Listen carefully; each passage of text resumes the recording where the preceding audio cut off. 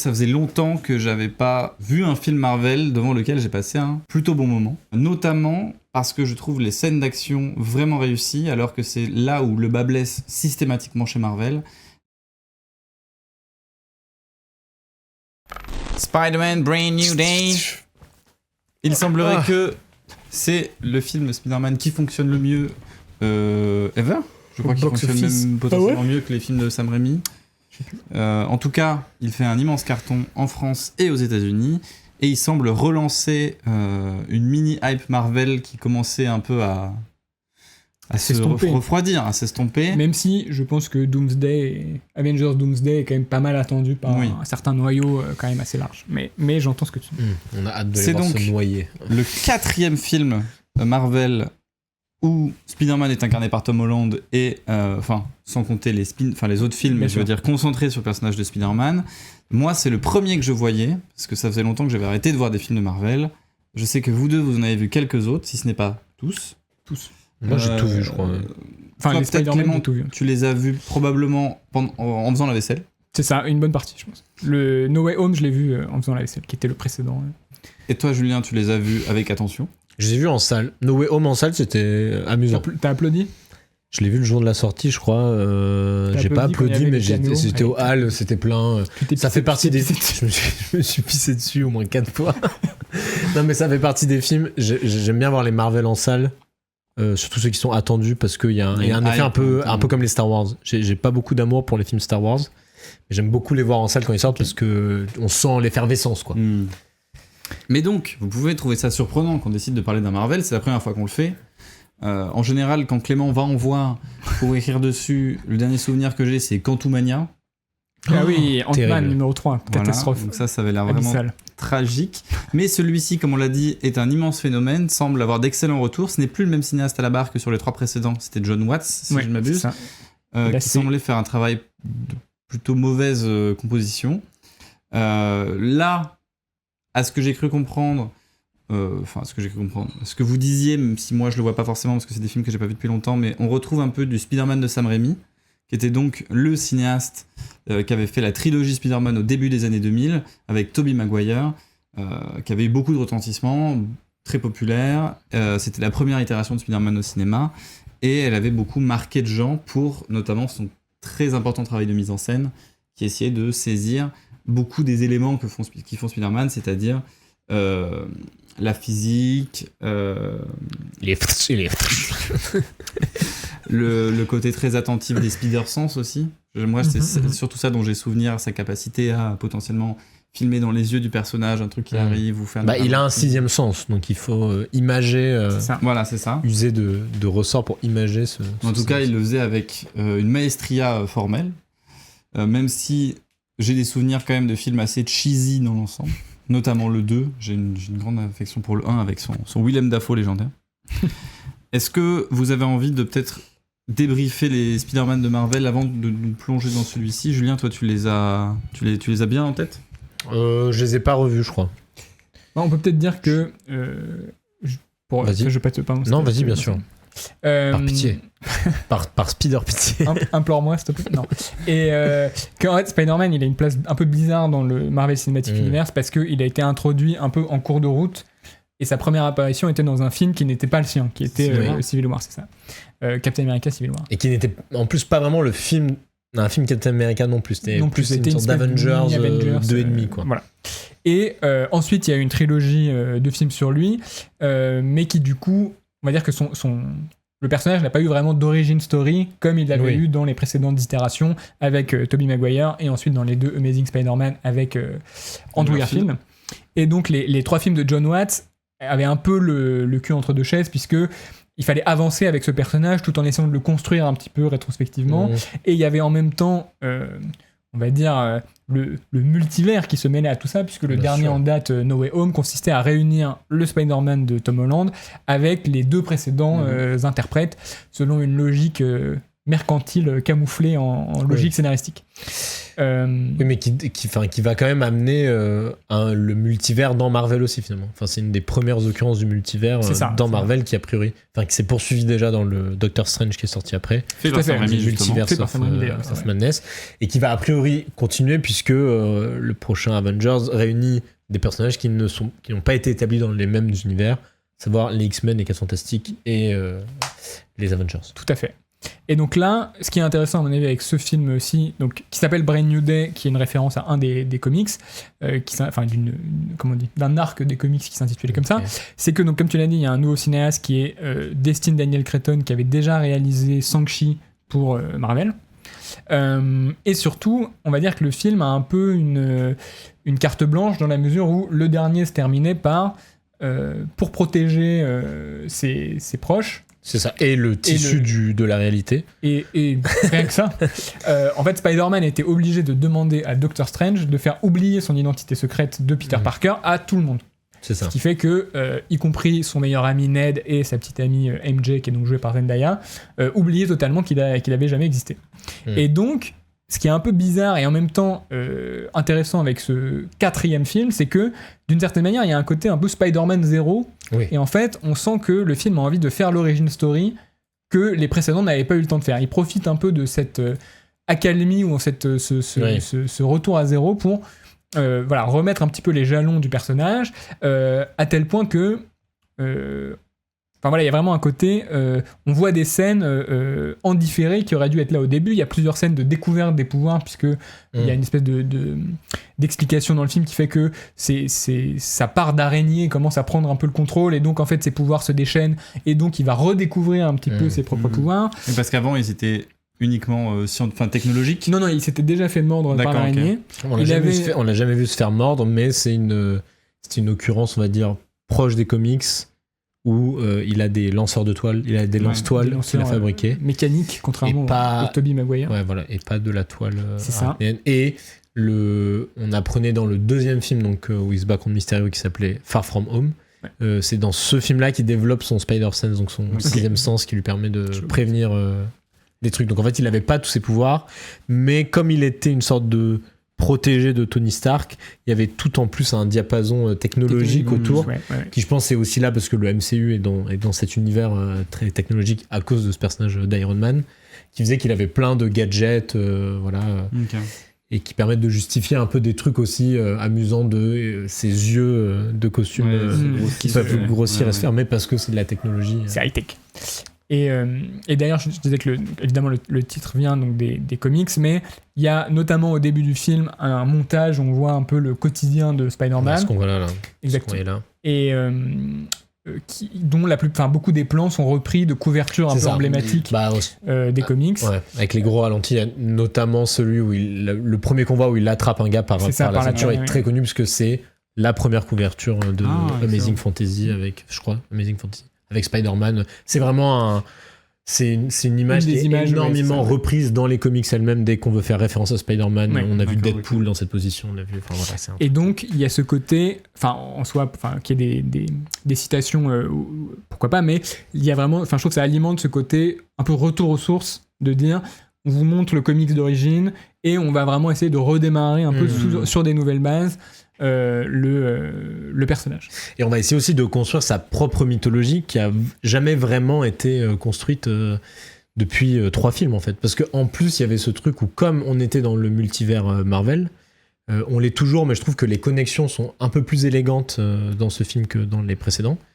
Je sais plus, j'ai lu un truc avant de voir le film qui me faisait remarquer que tous les méchants, tous les antagonistes qu'on a dans les précédents films de Spider-Man ne sont pas des méchants de Spider-Man, mais sont des méchants de Tony Stark, en fait. C'est-à-dire que le vautour devient le vautour à cause de Iron Man, Mysterio devient Mysterio à cause de Iron Man, et donc en plus, il y a tout un truc où il y a même une décorrélation... Enfin, quand est-ce que Spider-Man va développer son propre lore, quoi ? Parce que là, il est enfermé dans celui des Avengers.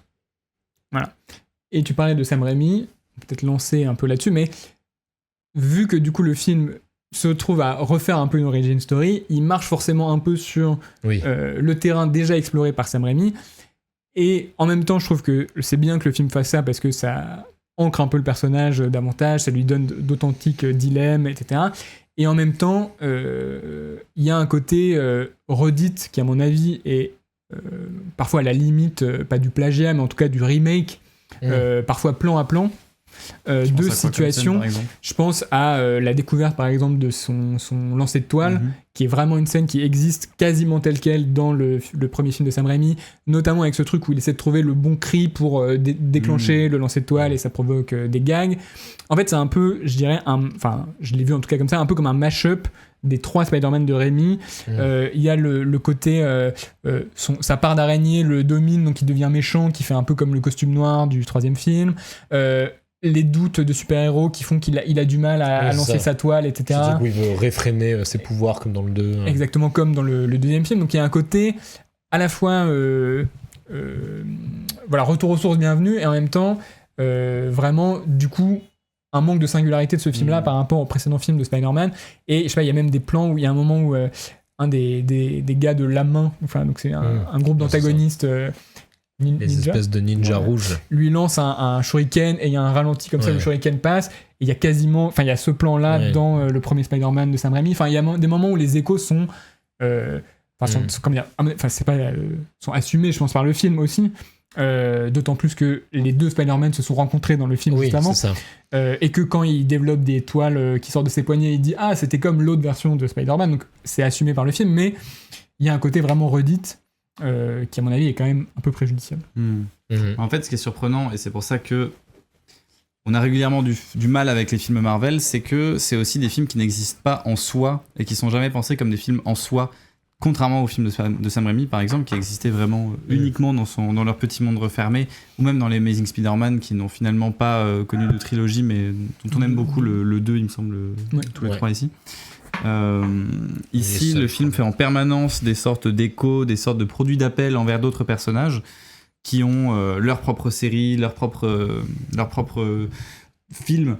Et c'est ce qui est très agaçant chez Marvel en général. Ici, le film n'est pas exempt de ce défaut-là, notamment le personnage de Black Widow. Enfin, la nouvelle Black Widow, Florence Pugh, qu'on balance ici presque par il fallait un personnage, alors mettons celui-ci, comme ça vous donnera envie de voir les nouveaux Avengers, tout ça machin. Pareil pour le Punisher, le temps d'un plan, on nous dit si tu veux connaître l'intérieur de cette backstory, va voir la série Punisher. Il y a un lien cliquable un peu, comme ça il ouvre le placard et totalement c'est cliqué sur la série. Et c'est particulièrement agaçant, mais je dois reconnaître que ça faisait longtemps que j'avais pas vu un film Marvel devant lequel j'ai passé un plutôt bon moment, notamment parce que je trouve les scènes d'action vraiment réussies, alors que c'est là où le bas blesse systématiquement chez Marvel, notamment chez les frères Russo qui ont un peu avec renommée essayé de reprendre le style de Paul Greengrass, c'est-à-dire caméra épaule et surdécoupage, surdécoupes et tu rends ça au montage quoi. Sauf que Paul Greengrass a la science de ça dans les Jason Bourne et les scènes sont extraordinaires parce que malgré ça il y a plein d'enjeux spatiaux et on comprend très bien ce qui se passe, c'est juste que ça rajoute le désordre subjectif des personnages qui sont dans ces situations là. Je pense notamment à une scène de Jason Bourne qui se joue autour d'un stylo où Jason Bourne va essayer de tuer un gars avec un stylo. Si je me permets, ça c'est pas dans le 1 ? Si. Du coup, c'est Doug Liman. Mais il y a déjà cette logique de mise en scène. Voilà, il y a déjà cette logique de mise en scène, donc tu as raison. Mais surtout une logique, je me permets juste, qui je trouve pouvait s'adapter à... Parce que leur premier film Marvel, c'est Captain America 2 The Winter Soldier, qui est une sorte de thriller politique au sein de Marvel, donc qui était un peu en pas de côté avec ce que faisait l'écurie avant. Et... en fait, c'est surtout, j'ai l'impression qu'ils remettent pas tant en perspective leur mise en scène selon les personnages qu'ils filment. Et on a une sorte de... Oui, quand tu filmes Captain America, qui est grossièrement un humain avec une très grande Moi, force. j'aime pas trop ce qu'ils font avec, mais à la limite, pourquoi pas. Mais en fait, que ça se décline un peu de façon générale pour tous les personnages qu'ils arrivent à filmer dans Endgame et dans Infinity War. Ça donne parfois un côté un peu indigeste. Et là, le grand plaisir que je prends, c'est de revoir des scènes où Spider-Man, en fait, je me rappelle de pourquoi c'est le meilleur super-héros. J'ai presque envie de dire objectivement, en fait. C'est que c'est un super-héros qui est basé uniquement sur des concepts presque physiques, matériels en permanence. C'est des enjeux de balancier, des enjeux de gravité qui sont centraux dans toutes les scènes d'action et dans sa façon de se battre et de se mouvoir. Et en fait, je l'ai senti dès la première scène de voltige dans le film, qui est souvent un peu la scène test où on voit si le cinéaste sait filmer Spider-Man ou pas, qui est comment est-ce qu'on ressent cette sorte de bonheur que c'est de naviguer dans New York en regardant les reflets du ciel sur les grands buildings, de la liberté de mouvement. Et ça, pour le coup, le film le réussit très bien. Il y a ce côté très grisant dès le départ. Et ensuite, il va multiplier dans les scènes d'action, notamment celle avec Hulk, qui est probablement la scène la plus réussie du film.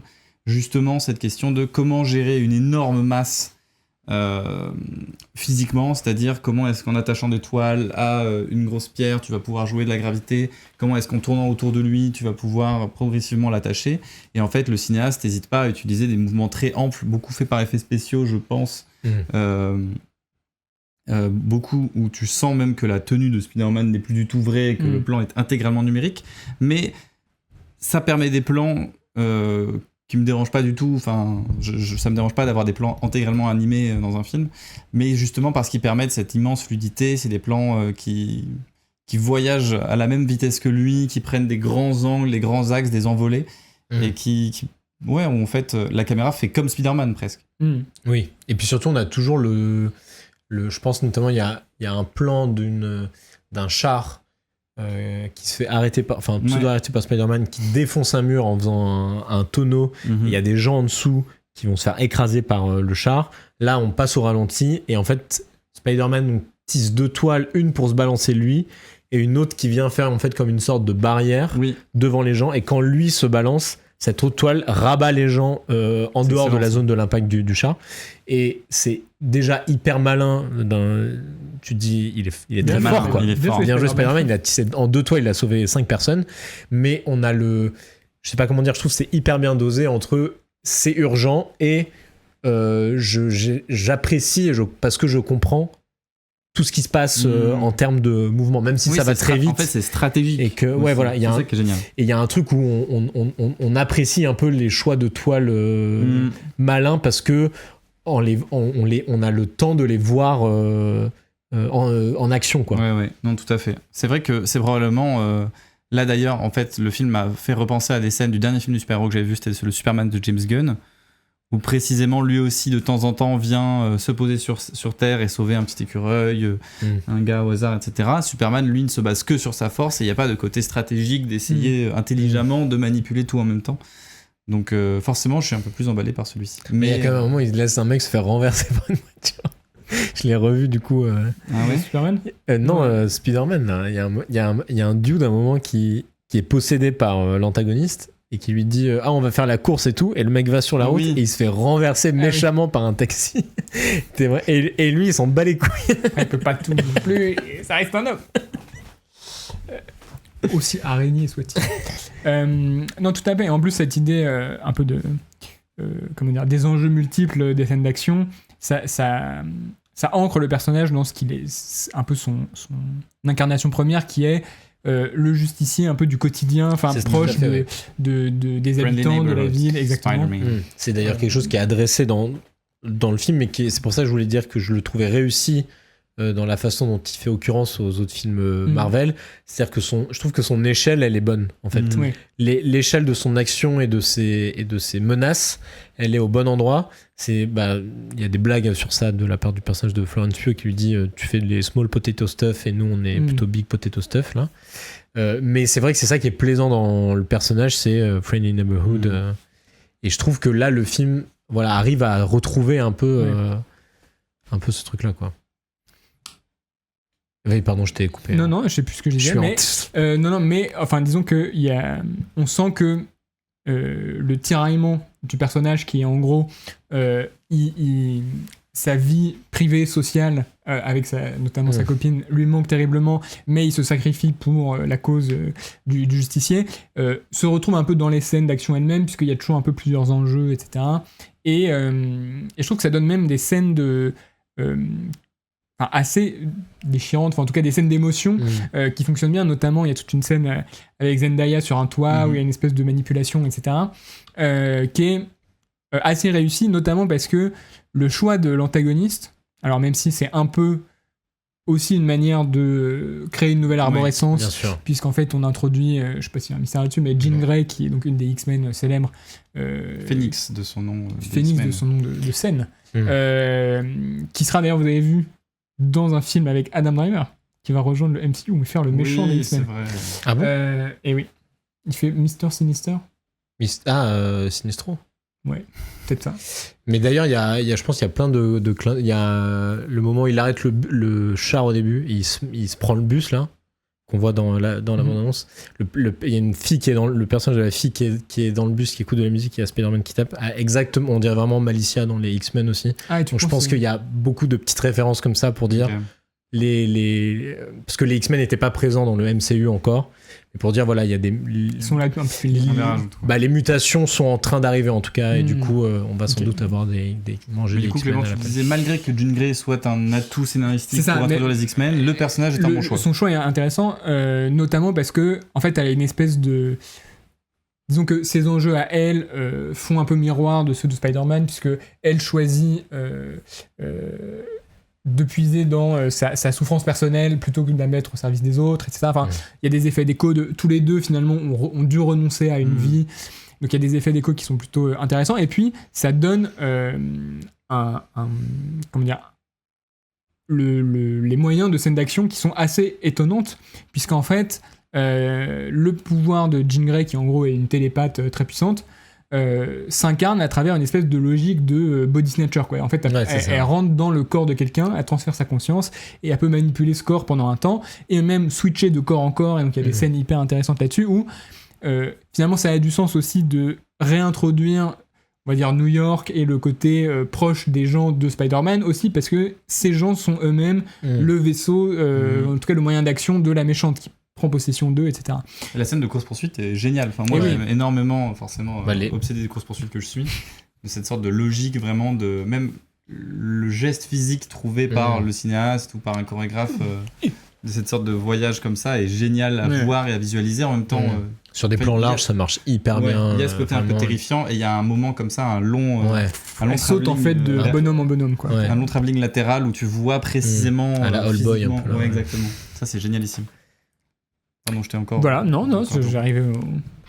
Et c'est vrai que ce que tu disais sur Jean Grey, déjà, que le choix du personnage est intéressant, et c'est multiplié par l'enjeu scénaristique du film, c'est-à-dire Spider-Man est seul, et il y a presque un truc de contre tous, quoi. Enfin, tout le monde peut être le vaisseau d'un antagonisme, et ce qu'il sauverait, c'est, au lieu de considérer tout le monde comme un ensemble d'ennemis, réussir à retrouver...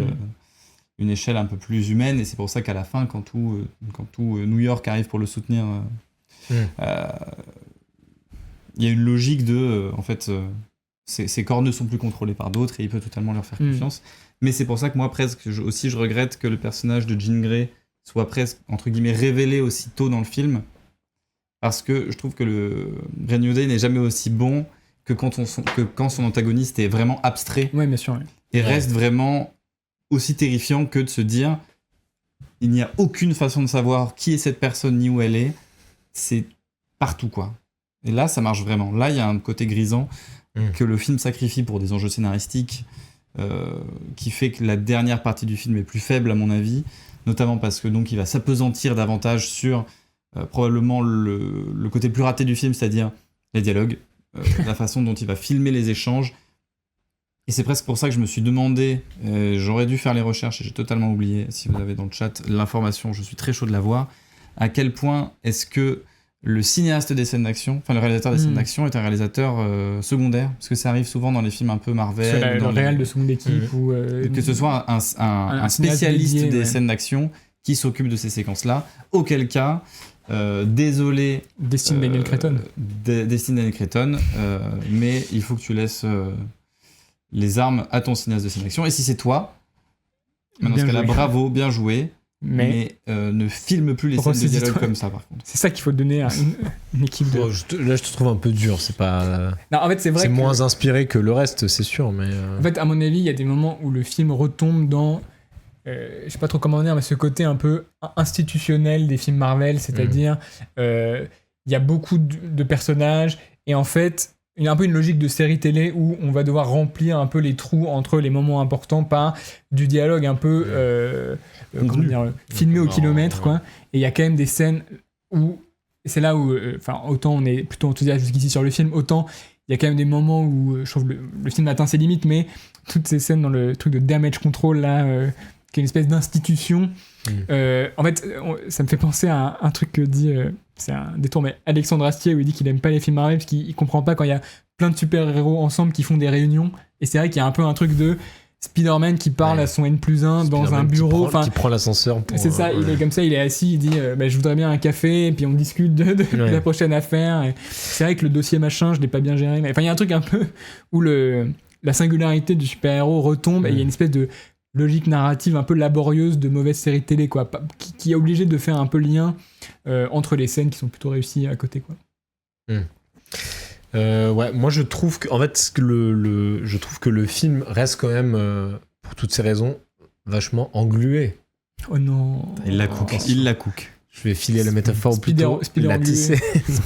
Englué par en fait je crois que j'aime beaucoup le film et que ce que j'aime pas c'est les 3 films précédents, quoi. Oui.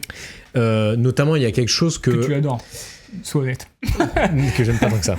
Il y a toujours des petites saillies il y avait toujours des petites saillies dans les films précédents que j'aimais bien, surtout dans le 2 et le 3, il y avait des petits trucs. Je trouve que Willem Dafoe est très réussi, notamment. Enfin bref, c'est pas du tout la question. Là, en fait, ce qui est à la fois ce que je peux pas m'empêcher de regretter, c'est aussi le fait que Peter Parker est complètement du coup éclipsé du film. C'est-à-dire que puisque Peter Parker n'a plus aucun proche, car ils sont soit tous morts, soit ils ont oublié son existence. Peter Parker oublie sa propre existence, et c'est quelque chose qui est adressé dans le film. Au moment où Jean Grey lui dit tu devrais t'écrire une lettre à toi-même parce que tu vas finir par t'oublier. Et c'est vrai que moi j'attendais en fait ce truc de Spider-Man qui était dans les Spider-Man notamment de Sam Raimi, mais qui font partie un peu de l'univers du personnage, à savoir la dualité entre Peter Parker et Spider-Man. Là, Peter Parker est complètement absent. C'est-à-dire que même les séquences où il n'a pas son masque, il est dans son rôle de Spider-Man parce qu'il est ou au téléphone avec la capitaine de la police, ou dans son labo en train de mettre au point des gadgets ou des outils ou son costume. Il y a tout un truc où... Alors, je sais que c'est le sujet du film, mais je peux pas m'empêcher de me dire que ça freine énormément le film. Et après... C'était la direction qu'avaient donné les films précédents, quoi. Et donc il y a un truc que je trouve logique, mais je me dis en fait quand on a par exemple on le voit jamais, on sait pas comment il vit, quoi. On sait pas d'où vient cet argent, normalement il y a tout ce truc avec le Daily Bugle où il prend des photos pour des gens qui le descendent, donc voilà, il y a tout un tas de trucs où Spider-Man est un fléau pour Peter Parker, quoi. Qui là du coup est complètement absent du film parce qu'il n'y a pas Peter Parker. Et ce que ça crée aussi, c'est que puisque on a enlevé tous les personnages autour de Peter Parker qui lui permettent en fait d'avoir des accroches scénaristiques et des enjeux.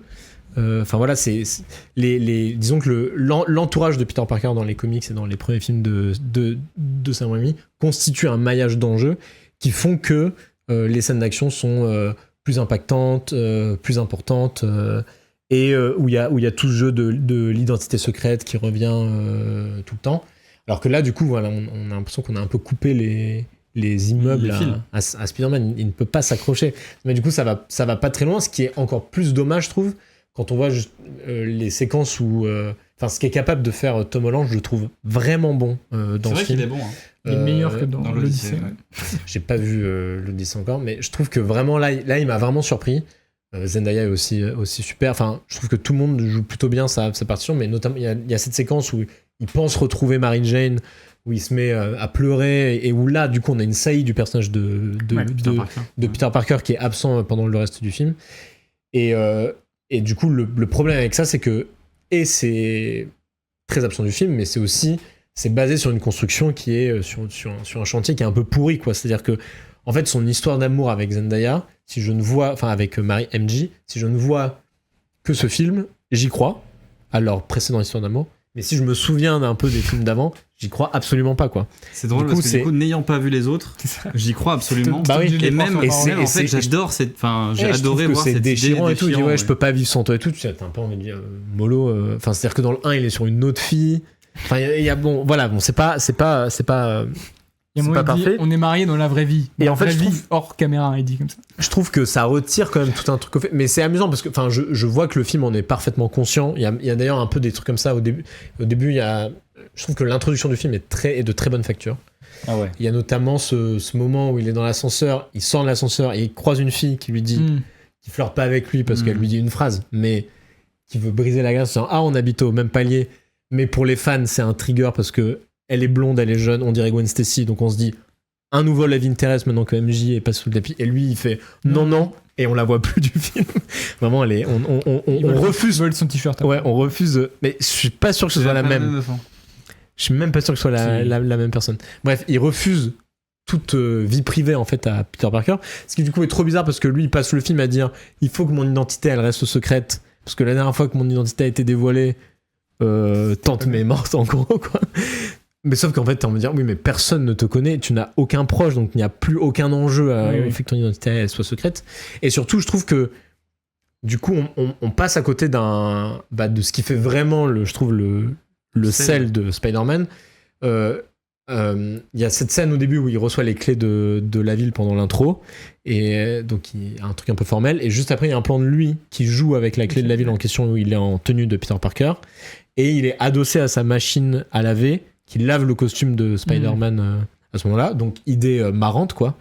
Mais j'ai presque envie de dire ce qu'on aime, ce qu'on a envie de voir dans les Spider-Man, c'est lui qui a les clés de la ville et qui peut-être s'en sert comme marque-page pour son DM de chimie qui va pas rendre à l'heure parce qu'il a dû sauver une dame. Et du coup, en fait, la façon dont... C'est purement psychologique, là. Voilà, la façon dont Spider-Man mange Peter Parker. Mais ce qui est quand même présent, puisqu'il y a tout ce truc de... Puisqu'il n'existe pas en tant que Peter Parker, l'araignée en lui, comme on ne voit qu'elle à l'écran tout le temps, commence à prendre la place de Peter Parker. Il y a tout ce truc à la fin où il enlève son masque puisqu'il doit faire coexister un peu ces deux et trucs. Mais je trouve que ça tombe un peu à plat. Mais ça reste un peu théorique. Au final, en fait, même tout ce truc de mutation, bon, ça va un peu nulle part. En fait, à la fin, il dit « je m'accepte », mais on comprend pas trop quelle est la différence avec ce qu'avant. Enfin, il le formalise comme « il faut que je fasse un pas vers les autres », mais en fait, je trouve que... Et que je m'entoure, quoi. C'est ça, en gros. Parce que je suis tout seul. Mais, comment dire ? Je trouve que je vois l'idée de se dire, là, c'est l'épisode où Spider-Man, il est vraiment tout seul. Mais du coup, ça m'a manqué en fait pendant. Ça m'a manqué en fait pendant tout le film. Il m'a manqué Peter Parker pendant tout le film. Quoi. Et je voulais dire autre chose, mais allez-y si vous avez un truc à dire parce que j'ai. Moi, j'aime plutôt bien cette trajectoire que prend le film. Mais du coup, j'ai pas vu les précédents, mais sur ce déchirement, ces déchirantes retrouvailles et sur l'évidence scénaristique de. Zendaya re-rencontre Peter Parker est toujours fou amoureux d'elle et elle ne le connaît pas. Et en fait, ce vertige de la connaissance l'un de l'autre, je le trouve très beau. Et je trouve qu'il donne naissance à quelques belles scènes, notamment la scène où ensuite ils vont ensemble chez le meilleur ami, Ned, et qu'ensemble ils vont commencer à un peu jouer. Elle les dessine d'un peu de loin et essaie comme ça de juste le voir évoluer pour voir qui est ce mec qu'elle est censée connaître mais qu'elle ne connaît pas. Et donc, elle va se mettre aussi dans un enjeu où elle va regarder les choses à distance pour apprendre à le connaître comme lui avant dans le film suivait un peu Zendaya de loin et Ned pour pouvoir un peu les retoucher de loin. Et cette sorte de passage de relais, je le trouve vraiment beau, même s'il est plutôt rapide. Enfin, le film n'a pas le temps parce qu'évidemment, il y a un Spider-Man 5 et 6 qui doivent attendre derrière, donc on n'a pas le temps de tout finir. Mais je trouve que c'est de belles idées. Mais du coup, in fine, tu vois, je trouve le film met beaucoup de temps pour revenir à une sorte de point de départ en fait de Spider-Man 1, du Spider-Man 1 de Tom Holland, sans que sa trajectoire elle ait vraiment tant changé que ça. Et ce que je trouve encore plus dommage, c'est que on l'a dit, le film est quand même plutôt remarquablement filmé. En tout cas, il y a des questions qui sont posées, il y a plein d'idées, un peu tout le long. Il y a ce truc au début où il reçoit un appel pour le fourgon qui arrive, il est en Peter Parker, il se met à courir dans la rue et la caméra se met à le suivre jusqu'à sa ruelle où on est en cam-épaule et tout. Et le cut immédiat, c'est lui qui court vers la caméra sur le toit de l'immeuble. Et là, en fait, on était avec une shaky cam vraiment très prononcée avant. Et là, on a un plan hyper lisse, un travelling hyper lisse de lui qui court avant la scène de saut, le moment où il saute, qui est la deuxième grande scène de voltige du film. Et je me dis... C'est dommage parce qu'en plus il y a des idées un peu formelles qui sont basiques, quoi, tu vois, mais pour un peu opposer le Peter Parker du Spider-Man, il y a ce plan au début où le monde est complètement sans dessus dessous, sa vie est à l'envers et c'est inversé, et du coup il y a le plan qu'on voit dans l'abondance où il est assis sur une poutre et la ville est au-dessus, qui revient un peu à la fin mais dans le bon ordre. Cette fois-ci il est en tenue Peter Parker et la ville est devant et il y a un soleil qui se lève et c'est Brand New Day ou quoi. Et évidemment tout ça c'est un peu convenu, mais ça reste des idées qui marchent. Et puis surtout, en fait, Spider-Man, c'est le personnage parfait pour s'emparer de ce genre de plan et faire ce genre de choses, quoi. Puisqu'il voltige, puisqu'il va dans tous les sens et que sa vie est suffisamment suffisamment grossière pour la traduire en métaphore un peu constante. Je trouve ça génial que ça, c'est un truc que j'ai vraiment apprécié, que le film s'empare de tout ça. Et je trouve qu'il y a, même si la première fois que je l'ai vu, pour être tout à fait honnête, il y a beaucoup de scènes qui m'ont paru très fake en termes de VFX et tout. Je sais pas, j'ai l'impression que ça a à voir avec le costume et la façon dont... Donc il est très lisse quand il passe en mais VFX, en fait, même quand je me dis, mais là c'est filmé en vrai, c'est sûr, je trouve que la façon dont il prend la lumière, selon les décors, notamment quand il est en plein jour, fait très CG du coup. Mais je sais pas si... alors que quand on est genre chez le Punisher et qu'il y a plutôt des lumières rasantes où on voit que la lumière un peu rebondit sur son costume, ça fait plus vrai. Mais bon, peut-être que voilà. Là, je l'ai vu 2 fois du coup le film. La première fois, j'ai plutôt passé un bon moment, mais j'étais moyen. Là, je suis plutôt client quand même. J'ai beaucoup aimé le revoir. Et la deuxième fois que je l'ai vu, toutes ces scènes-là m'ont beaucoup moins gêné. Et je trouve qu'il y a...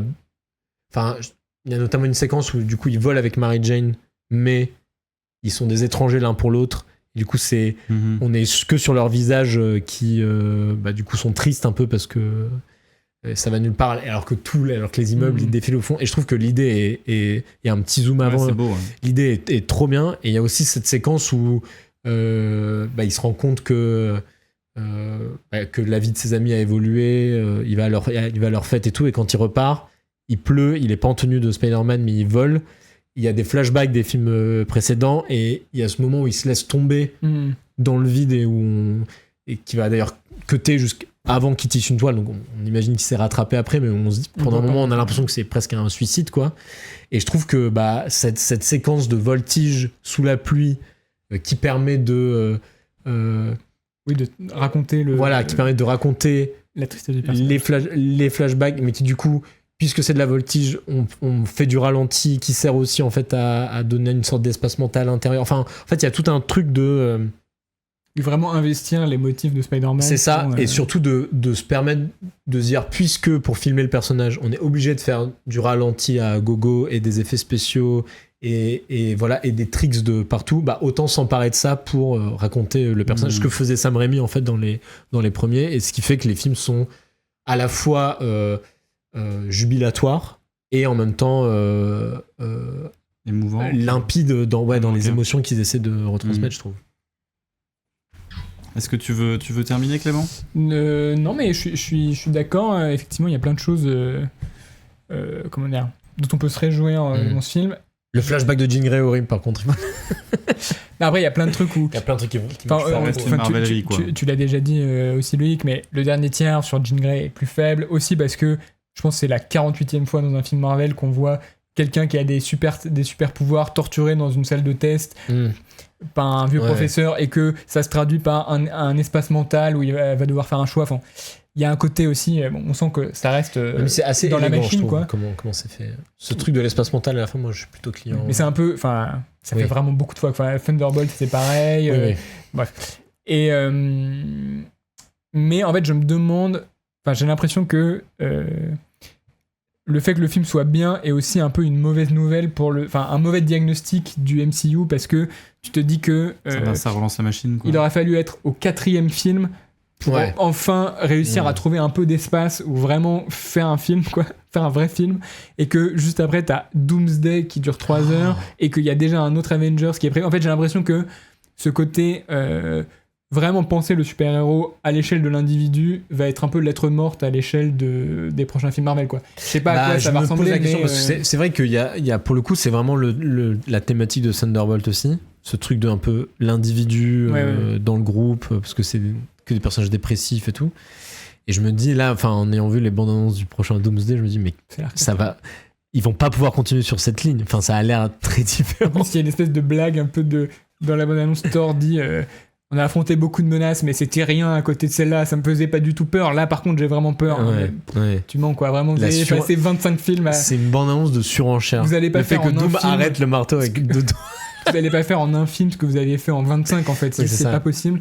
Et j'ai l'impression que bref, ça me rend pas spécialement optimiste pour la suite, mais je suis content que ce film-là ait quand même trouvé un espace pour faire vraiment je sais pas, un vrai film, quoi. Je sais pas. Est-ce que vous aviez vu Shang-Chi ? Non. Oui. Parce qu'à ce qui paraît, c'est vrai que les scènes d'action étaient bien aussi. J'avais entendu ça. Bah moi, je suis plutôt client des scènes d'action de Shang-Chi. Shang-Chi, je crois que c'est le dernier film de Brad Allan. Je crois que je sais pas si j'ai bien sûr. Qui est un légendaire chorégraphe qui est le seul occidental. Pas sûr. Okay. C'est le seul occidental qui était dans l'équipe de Jackie Chan. C'est un Australien et qui a notamment chorégraphié les films de Wright, Le Dernier Pub et Scott Pilgrim.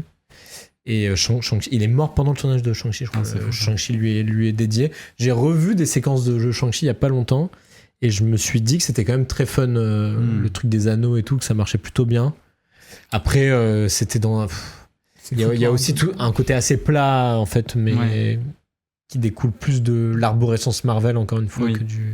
Oui, donc en fait, peut-être que le meilleur constat qu'on puisse faire pour Marvel, c'est quand même c'est mieux quand il y a un bon cinéaste à la barre. Oui. Mais ça n'empêche pas le film de s'intégrer dans un format sériel où ils n'ont pas de contrôle sur le scénario, qui lui est quand même régulièrement un peu aplati et par la cosmologie et par les enjeux commerciaux. C'est ça, et ce qu'il faut installer pour la suite et tout. Ouais, c'est ça. Et c'est drôle parce qu'en fait, dans ce film-là, c'est aussi le festival des acteurs de série, quoi. Enfin, c'est vraiment CDC qui vient de Stranger Things, le méchant qui vient de Severance, qui en plus est vraiment dans une scène un peu de Stranger Things, quoi. Et de Severance, c'est vraiment un mélange des deux. Un mélange des deux. C'est fou. Et bon, là, ça m'a fait plaisir. L'acteur qui joue Scorpion, qui s'appelle Michael Mando, qui jouait déjà Vass dans Far Cry 3, mais qui... Surtout, oui, c'est Vass, d'accord. Mais qui surtout... Tu peux me donner la définition de la folie ou pas? Ou quoi? Mais qui surtout joue dans Better Call Saul, et j'adore cet acteur. Donc j'étais content, mais du coup, c'est vraiment le festival des acteurs de série. Ouais. Ça représente très bien ce que devient... Mais c'est vrai que le MCU. Tu vois, je pense que la meilleure occurrence de Spider-Man des dernières années reste de très loin le film d'animation Spider-Verse, qui du coup n'était pas du tout empêtré de tout ce qu'avaient fait et les films, parce que ça repartait avec en plus un nouveau personnage et tout. En fait, la seule chose dont il était empêtré, c'était le fait que Spider-Man est un personnage connu du grand public, dont tout le monde connaît l'histoire. Il y a des blagues un peu sur ça au début. Mais à part ça, le film passe son temps à s'amuser. Et du coup, en fait, c'est même une preuve que le multivers est pas tant un souci que ça, parce que ce qu'il développe dans le 2 et dans le 3 qui sort l'an prochain, je crois, du coup, c'est plutôt intéressant, c'est assez grisant et tout. Alors que c'est encore un multivers du cul, quoi. C'est le mot de la fin pour moi. C'est le mot de la fin.